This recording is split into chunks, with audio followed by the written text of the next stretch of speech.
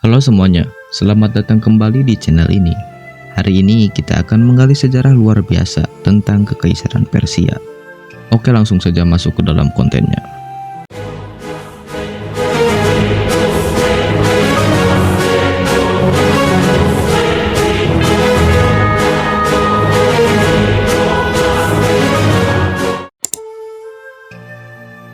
Oke, mari kita mulai dari awal. Jadi, ada seseorang yang bernama Zoroaster, dikenal juga Zarathustra. Dia muncul di Persia dengan ajaran yang menciptakan dasar spiritual bagi kekaisaran ini. Setelah itu, datanglah pahlawan besar, Cyrus yang Agung, yang mendirikan Persia pada tahun 550 sebelum Masehi. Cyrus ini bukan pemimpin sembarangan. Dia dikenal dengan kebijaksanaan dan toleransinya. Ketika menaklukkan Babel, dia bahkan dianggap pahlawan oleh penduduk setempat. Mari kita bahas cara dia merangkul berbagai suku dan agama dalam kekaisaran.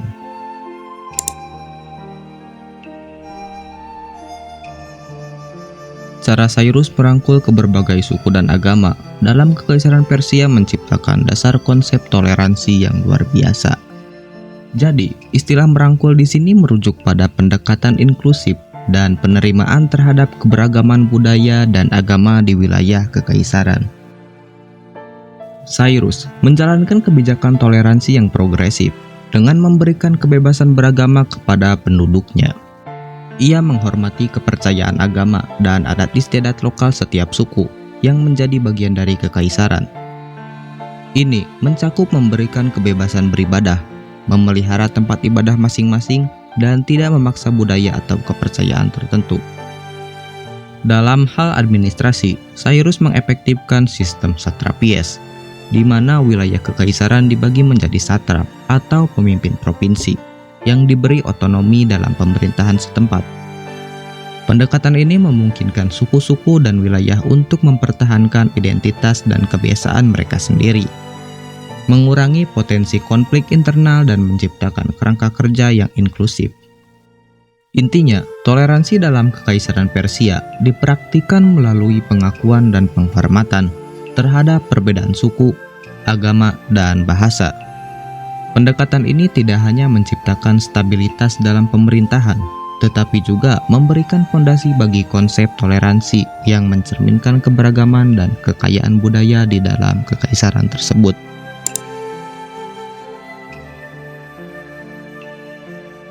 Setelah pendirian oleh Cyrus yang Agung, Kekaisaran Persia mencapai puncak kejayaannya di bawah pemerintahan Darius. Ini bukan sekedar soal luas wilayah, tetapi juga tentang bagaimana Darius menjalankan kekaisaran ini dengan sistem administrasi yang sangat maju. Darius membagi kekaisaran menjadi satrapies, wilayah-wilayah otonom yang dipimpin oleh satrap. Pendekatan ini bukan hanya strategi militer, tetapi juga cara efektif untuk mengelola keberagaman di dalam kekaisaran. Setiap satrap diberi tanggung jawab untuk menjaga ketertiban, memungut pajak, dan menjalankan pemerintahan lokal, sementara masih tunduk pada kekuasaan sentral di bawah Darius. Tentu saja, sistem administrasi yang efisien ini membawa stabilitas dan kesejahteraan bagi rakyat Persia. Tapi, yang lebih menarik lagi, Darius tidak pernah memaksakan budaya Persia pada wilayah-wilayah yang dikuasainya. Sebaliknya, ia menghormati keberagaman bahasa, adat istiadat, dan agama setiap satrap.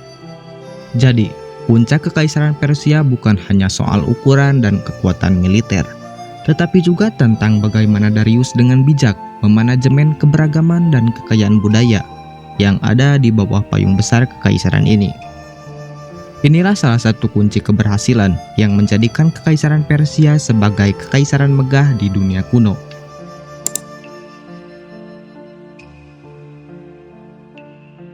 Oke, mari kita kupas perang epik antara Persia dan Yunani yang melibatkan tokoh-tokoh legendaris seperti Leonidas dari Sparta dan Themistokles dari Athena.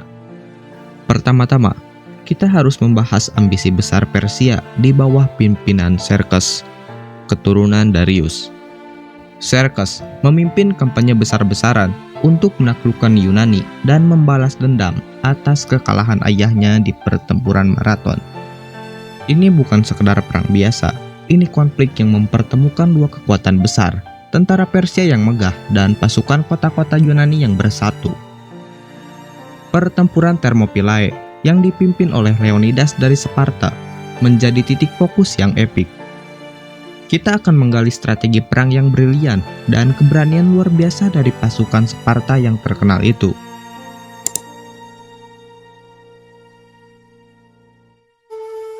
Sekarang mari kita benamkan diri dalam strategi perang brilian dan keberanian luar biasa pasukan Sparta di pertempuran Thermopylae. Pertama-tama, kita perlu memahami bahwa pasukan Sparta terkenal dengan disiplin dan pelatihan militer yang ketat. Dipimpin oleh Leonidas, seorang raja yang tak kenal takut. Di Thermopylae, Leonidas memilih tempat dengan bijaksana, menggunakan geografi sempit di antara pegunungan dan laut untuk membatasi keunggulan jumlah pasukan Persia yang sangat besar. Strategi pertahanan pasukan Sparta ini tak ternilai harganya. Mereka membentuk formasi perisai palangsi yang legendaris, memungkinkan mereka untuk mempertahankan posisi mereka dan memberikan serangan yang efektif. Dengan perisai saling bertumpuk dan tombak panjang, Sparta menciptakan tembok manusia yang sulit ditembus oleh pasukan Persia. Keberanian luar biasa datang dalam bentuk pengorbanan besar-besaran. Meskipun dalam situasi yang semakin sulit, pasukan Sparta bertahan dan melawan dengan tekad yang tak tergoyahkan. Kepemimpinan Leonidas menjadi pilar moral bagi pasukannya. Namun, tragedi tak terhindarkan. Kekuatan Persia yang tak terbatas akhirnya menaklukkan pasukan Sparta di Thermopylae. Meski akhirnya mereka kalah, perlawanan di Thermopylae menciptakan cerita kepahlawanan yang abadi. Namun, plot berputar ketika Themistokles, jenderal Athena, mengambil peran besar dalam pertempuran Salamis.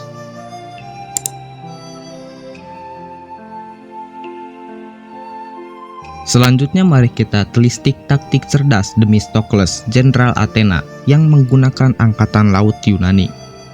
Untuk menghadapi armada Persia di pertempuran Salamis, Themistokles memahami bahwa pasukan darat Yunani mungkin kewalahan menghadapi kekuatan Persia yang superior di laut. Sebagai solusi, ia mengusulkan untuk mengumpulkan armada Yunani dan menghadapi armada Persia di lepas pantai Salamis.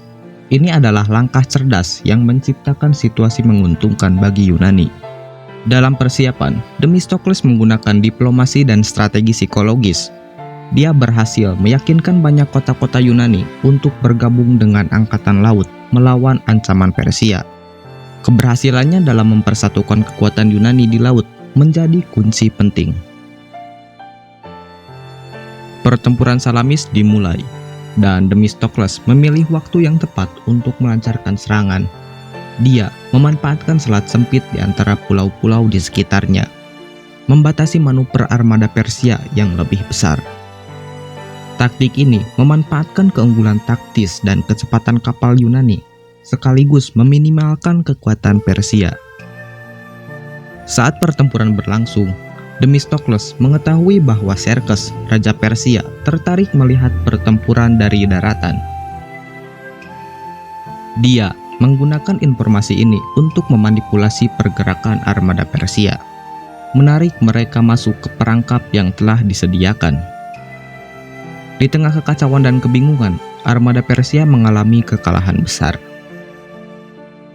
Pertempuran Salamis bukan hanya kemenangan militer, tetapi juga kemenangan strategi dan taktik cerdas. Themistokles membuktikan bahwa kecerdasan dan kreativitas bisa mengatasi kekuatan militer yang lebih besar. Setelah pertempuran Salamis, Yunani berhasil menggagalkan rencana besar Xerxes untuk menaklukkan mereka. Ini adalah kemenangan besar yang membuktikan bahwa persatuan kota-kota Yunani dapat menghadapi kekuatan besar Persia. Namun, ini hanya babak pertama dari perang yang lebih besar.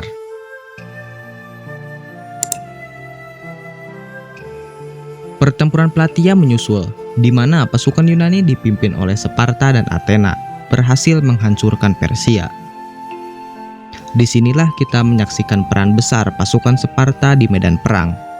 Dan pertempuran ini akhirnya menandai kekalahan besar Persia. Namun, tidak berakhir di sini. Darius ketiga penerus Xerxes mencoba memulihkan kehormatan Persia melalui pertempuran Issus dan pertempuran Gaugamela melawan Alexander. Ini adalah babak baru yang memperlihatkan kegigihan Persia untuk bangkit kembali setelah kekalahan sebelumnya. Sayangnya, keberlangsungan konflik ini membawa tragedi besar. Kematian Darius ketiga, kekacauan di dalam kekaisaran, dan akhirnya penaklukan Persia oleh Alexander mengakhiri sebuah era. Jadi, perang Yunani Persia adalah kisah penuh emosi dan konflik. Dari kemenangan besar yang membangkitkan semangat hingga tragedi yang menandai akhir sebuah kekaisaran megah.